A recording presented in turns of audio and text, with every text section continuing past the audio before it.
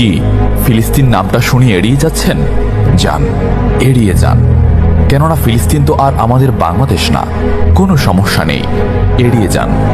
কিন্তু একটা কথা মনে রাখবেন, সেই কাল কিয়ামতের দিন যখন আল্লাহ আপনাকে প্রশ্ন করবে, তখন কি করবেন? কি করবেন যখন জিজ্ঞাসিত হবেন যে কেন আপনি মজলুম ফিলিস্তিনদের পাশে থাকেননি? জানি উত্তর দিতে পারবেন না, কারণ আপনার নিজেরই জানা নেই এর উত্তর কি হবে।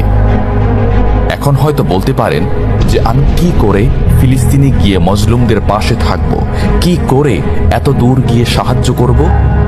হ্যাঁ, এইরকম প্রশ্ন যদি আপনার মনে উদয় হয়ে থাকে, তাহলে অবশ্যই আপনার মনে অলসতা আর বজ্রে ভরা।